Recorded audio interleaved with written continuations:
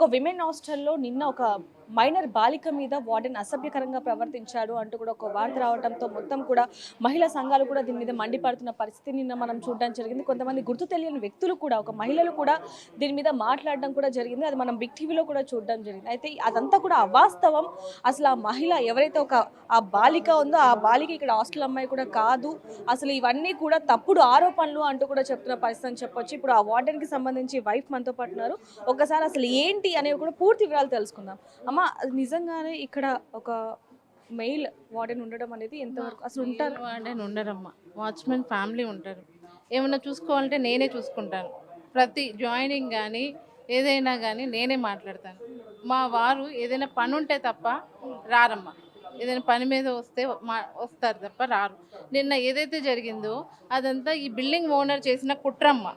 ఎవరో కావాలని ఒక లేడీని ఇంటెన్షనల్గా ఇక్కడ జాయిన్ చేసి ఆ అమ్మాయి కాలేజ్ అని చెప్పారమ్మ. ఎక్కడైతే కాలేజ్ అమ్మ పక్కనే ఉంటుంది ఆ కాలేజ్ వాళ్ళ దగ్గర వాళ్ళు అకామిడేషన్ ఇస్తారు, హాస్టల్ అకామిడేషన్. వాళ్ళు ఏంటమ్మా అక్కడ అకామిడేషన్ ఇస్తారంటే అక్కడ అకామిడేషన్ లేదండి అని చెప్పారు. కానీ అకామిడేషన్ అక్కడ ఉంది, మేము కనుక్కున్నాము. కానీ వాళ్ళు కావాలని మా దగ్గర హాస్టల్లో జాయిన్ అయ్యి మా మీద కావాలని ఎలిగేషన్ చేశారమ్మా. ఎవరైతే బిల్డింగ్ ఓనర్ ఉన్నారో ఆ రమణి అనే ఆమె వాళ్ళ అల్లుడు ఒక రవి అనే పర్సన్ మమ్మల్ని క్లోజ్గా ఒక త్రీ మంత్స్ నుంచి మమ్మల్ని అబ్జర్వ్ చేస్తూ మా మీద కావాలని అతను ట్రాప్ చేయడం. మనిషి వస్తాడు, రా రా రా నువ్వు 10 సార్లు. ప్రతి ఒక్కరికి ఇప్పుడు వచ్చే ప్రశ్న ఏంటంటే, అంటే మీ మీ మీ హాస్టల్ మీదనా లేకపోతే మీ మీదనా అనేది తెలియదు, కానీ ఒకవేళ ఏదైనా ఉంటే మీ మీద చూపించాలి కానీ అమ్మాయిల మీద ఎందుకని? అదేనమ్మా, ఇప్పుడు మాకు ఇది మొదటిసారి కాదమ్మా, జరిగింది 2 సార్లు జరిగింది. 2 సార్లు మేము తిప్పుకొట్టాం. మేము లీగల్గా ప్రొసీడ్ అవుతున్నాం. ఆ మీద ఒకసారి క్రిమినల్ కేసు కూడా అయ్యింది. ఎందుకు ఇలాగే చేశారు, నా మీద దాడి చేశారు. ఆ ఓనర్, బిల్డింగ్ ఓనర్ నా మీద చేశారు. నేను కేసు పెట్టాను, జరిగింది. మేము బిల్డింగ్ ఖాళీ చేసేసి వెళ్ళిపోవాలని మేము హాస్టల్ రన్ చేస్తున్నాం. మేము మా దగ్గర ఉన్న ఆస్తులన్నీ తీసుకొచ్చి మేము హాస్టల్ బిల్డింగ్ పెట్టాం. మేము న్యాయం కోసం కోర్టులో పోట్లాడుతున్నాం, లీగల్గానే వెళ్తున్నాం. కానీ అదంతా వీళ్ళని ఎందుకు ఇలా చేయాలన్న ఉద్దేశంతో మమ్మల్ని రోడ్డు మీదకి లాగేయాలని కావాలని చేసిన పనమ్మ ఇది. ఒక ఏం జరిగిందమ్మా అంటే సడన్ గా ఒక మహిళ వాళ్ళ బాలిక వాళ్ళ పేరెంట్స్ రావడం జరిగింది, కుండీలు ఇరగొట్టడం జరిగింది, మీ మీద దాడి చేయడం జరిగింది. అసలు ఎవరు వాళ్ళు? ఆ అమ్మాయి ఎప్పుడు ఇక్కడ జాయిన్ అయింది? ఆ అమ్మాయి జూలై 2025 5th జాయిన్ అయిందమ్మా. ఆ అమ్మాయి జాయిన్ అయ్యి వాళ్ళ ఫాదర్ వచ్చారు ఫస్ట్. మా అమ్మాయి ఉంటుంది కాలేజ్, ఇక్కడే కాలేజ్ జాయిన్ చేసాను తీసుకుని. అమ్మాయి రాలే. అతను వచ్చి ఫీజు కట్టినాక అమ్మాయి వచ్చింది. ఆ అమ్మాయి వచ్చినప్పుడు అమ్మాయి దగ్గర ఉన్న డీటెయిల్స్ అన్నీ తీసుకున్నాం. ఆ అమ్మాయి ఇక్కడ కాలేజ్ అని పెట్టారు. అక్కడ అకామిడేషన్ ఉంటుంది కదా, మీరు అక్కడికి వెళ్ళకుండా ఇక్కడికి ఎందుకు వచ్చారని. అక్కడ అకామిడేషన్ లేదు, వాళ్ళు ఇవ్వలేదు, అందుకే నేను ఇక్కడికి వచ్చా అని నాకు చెప్పారు. సరే ఉండండి, నేను ఎంప్లాయీస్ ఉన్న రూమే ఇచ్చాను. ఆ ఎంప్లాయీస్ కూడా రెడీ టు టాక్. ఎవరైతే ఉన్నారో ఆమెతో పాటు 2 ఉన్నారో వాళ్ళు కూడా మాట్లాడిస్తారు. ఆ అమ్మాయి ఎలా ఉంటుంది రూమ్లో. అమ్మాయి ఏ రోజు కాలేజ్కి వెళ్ళలేదు. వాళ్ళ పేరెంట్స్ రోజు వస్తారు, హాస్టల్లో జాయిన్ చేసిన వాళ్ళ పేరెంట్స్ వస్తారమ్మా. బోరబండలో ఉంటారు అనేది కూడా మేము విన్నాం, అది వాస్తవమేనా? అది మనకి తెలియదు. మన ఆధార్ కార్డు ప్రకారం సంథింగ్ ఏదో ఊరు అని ఉంది, కాదు. కాలేజ్లో అడ్మిషన్ లేదు. మేము అడ్మిషన్ కూడా అడిగాం, అమ్మాయి మీ దగ్గర అడ్మిషన్ లేదు, మా దగ్గర తీసుకోలేదు. ఆ అమ్మాయి ఇక్కడ కూర్చొని అమ్మాయికి జడేస్తుంది వాళ్ళమ్మ. ఇక్కడికి ఎందుకు జాయిన్ చేశారంటే ఏమో లేండి, మాకు ఇష్యూస్ ఉన్నాయిలేండి అని జాయిన్ చేశారు. అంత ఇదమ్మా, అంత కావాలని పక్కా ప్రాప్తో మమ్మల్ని ఈ విధంగా బద్నాం చేసి బయటపడ. మీ మీద కూడా దాడి చేయడానికి ప్రయత్నించారని చెప్పారు. మీకు చిన్న బాబు కూడా ఉన్నాడు. అవును last year 1 year back same ఇలాంటి సిచ్యువేషన్. సేమ్ బయట నుంచి ఒక 10 మంది మనుషులు వచ్చారు, పవర్ కట్ చేశారు, జనరేటర్ లాక్కెళ్ళిపోయారు, నా మీద దాడి చేశారు, మా మదర్ మీద దాడి చేశారు. అప్పుడు మా వారు లేరు, దాడి చేశారు. మేము కేసు పెట్టాం, పోలీసులు విచారించారు, ఎఫ్ఐఆర్ ఫైల్ చేశారు. నేను ఇప్పుడు మాకు న్యాయం జరగాలి. నిన్న ఏదైతే జరిగింది ఎలిగేషన్ని ప్లీజ్ తెలుసుకోండి, మా పిల్లలతో మాట్లాడండి, మీరు హాస్టల్కి రండి. హాస్టల్లో నిన్న వచ్చిన వాళ్ళలో ఎవరు మా హాస్టల్ వాళ్ళు లేరు. అందరూ బయట నుంచి వచ్చారు.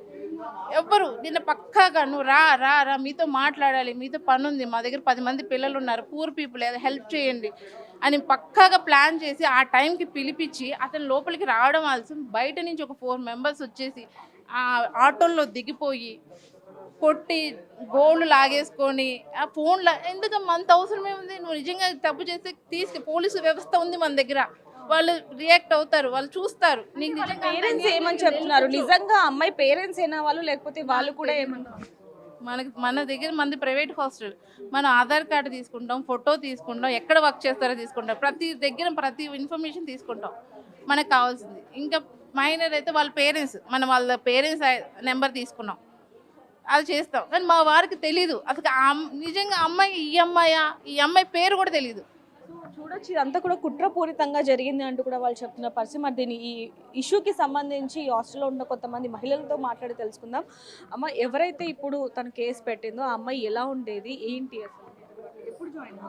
నాకు నాకు తెలీదు తను మా ఆపోజిట్ రూమ్లోనే ఉంటుంది. అసలు నేను తనని 1 monthలో తనని ఒక్కసారి కూడా చూడలేదు. తను ఒక్కసారి చూసాను, ఎప్పుడంటే అది కూడా కింద ఉండి తను ఎప్పుడు ఫోన్ మాట్లాడుతూనే ఉండేది. కింద వర్కర్స్ కూడా చూస్తుండే వాళ్ళు.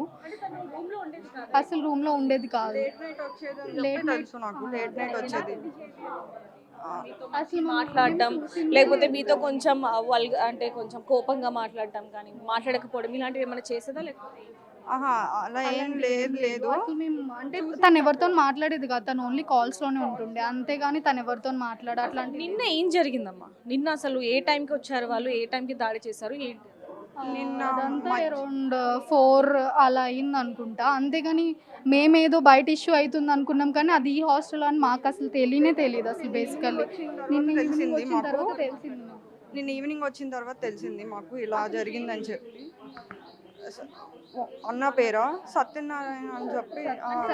సత్యప్రకాష్ అన్న ఎప్పుడైనా మీ ఫ్లోర్ లోకి రావటం కానీ, మీతో మాట్లాడటం కానీ? ఎందుకంటే ఆ మహిళ ఆరోపిస్తున్నది ఏంటంటే నా దగ్గర వీడియోస్ ఉన్నాయని చెప్పి కొంచెం బ్లాక్మెయిల్ చేయటం, నాతో అసభ్యకరంగా మాట్లాడటం, చూపులు కొంచెం వేరే విధంగా చూశాడు, అమ్మాయిలకు ఆ విషయం తెలుస్తుంది ఎవరైనా చెడుగా చూస్తే అంటూ కూడా ఆ బాలిక చెప్తున్న పరిస్థితి. లేదు, అన్న అలాంటి వాడేం కాదు. మేము రోజు చూస్తూనే ఉంటాం కదా, ఆయన కిందే ఉంటాడు, అక్కడే కూర్చుంటాడు ఆ హాల్లో. ఇంకా పని కొట్టుకొని ఇంకెళ్ళిపోతూ ఉంటాడు. ఇంకా ఆయన పైకి అయితే అసలు రాడు. ఆయన మాట్లాడటం కూడా చాలా తక్కువ. అక్కతోనే ఎక్కువ మాట్లాడుతూ ఉంటాం. ఏం కావాలన్నా మేము హాస్టల్ ఫీజు వేయాలన్నా అక్కకే డైరెక్ట్గా వేస్తాం. అంతా అక్కతోనే మాట్లాడుతూ ఉంటాం.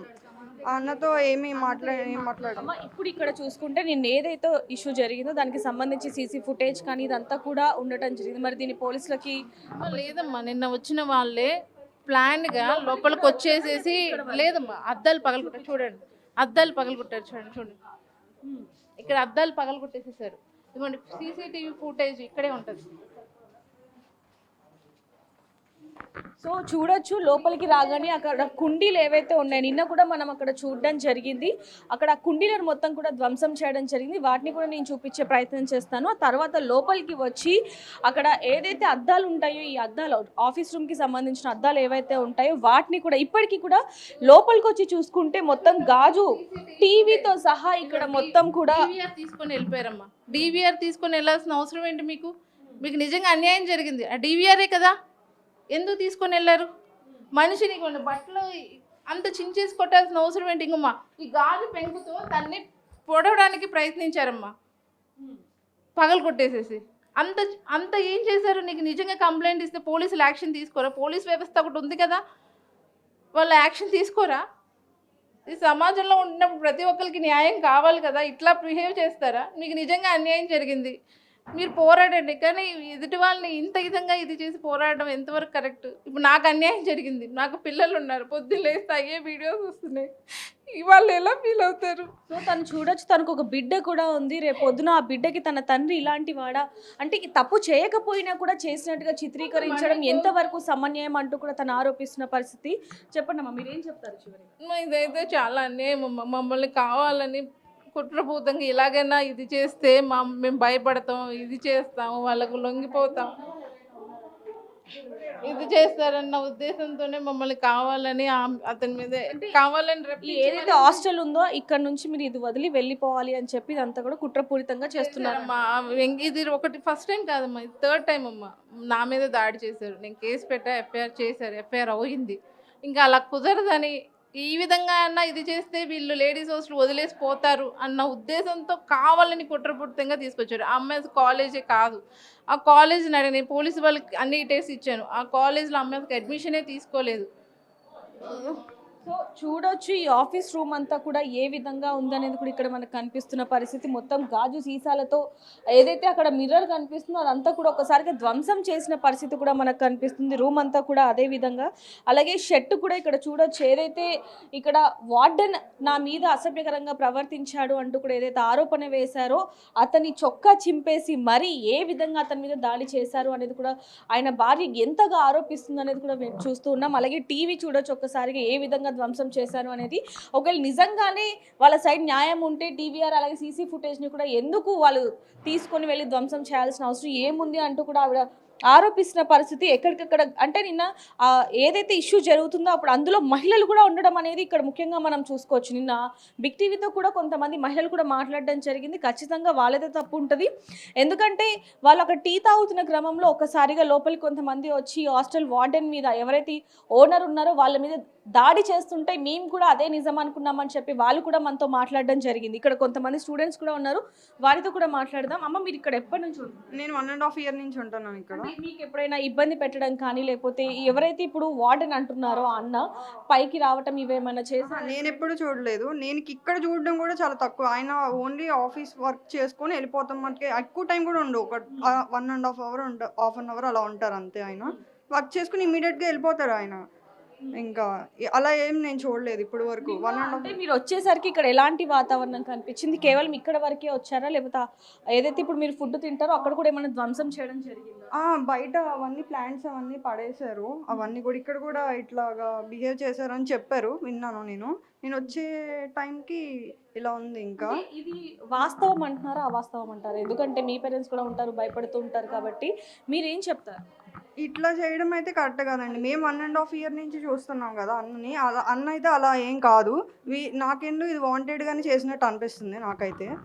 సో చూడొచ్చు, ఏదైనప్పటికీ ఒక ఆరోపణ అని చెప్పొచ్చు. ఎందుకంటే ఈ హాస్టల్ అనేది ఎప్పటి నుంచో ఉంది కాబట్టి ఈ హాస్టల్ నుంచి ఎవరైతే ఇక్కడ ఇది నిర్వహిస్తున్నారో వాళ్ళు ఇక్కడ నుంచి వెళ్ళిపోవాలి అన్న ఒకే ఉద్దేశంతో ఈ విధంగా ఇది 3వసారి అంటూ కూడా ఆవిడ వాపోతున్న పరిస్థితి కనిపిస్తుంది. చిన్న పిల్లలు ఉన్నారు, అక్కడ కనిపించవచ్చు మనకి.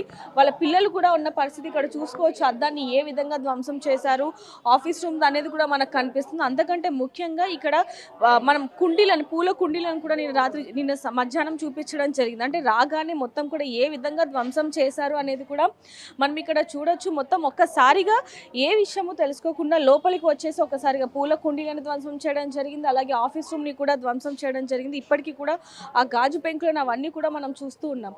అయితే ఏదైనప్పటికీ నిన్న పోలీసులు ఇక్కడ ఉన్నప్పటికీ కూడా మరి పోలీస్ స్టేషన్లో కంప్లైంట్ అయితే రేస్ చేయడం జరిగింది. మరి దీనికి సంబంధించి పోలీసులు ఎలాంటి యాక్షన్ తీసుకుంటారు అనేది కూడా చూడొచ్చు అని చెప్పచ్చు. ఎందుకంటే నిన్న ఇక్కడ ఒక 3 మహిళలు ఇక్కడ ఉండి మనతో కూడా మాట్లాడడం జరిగింది.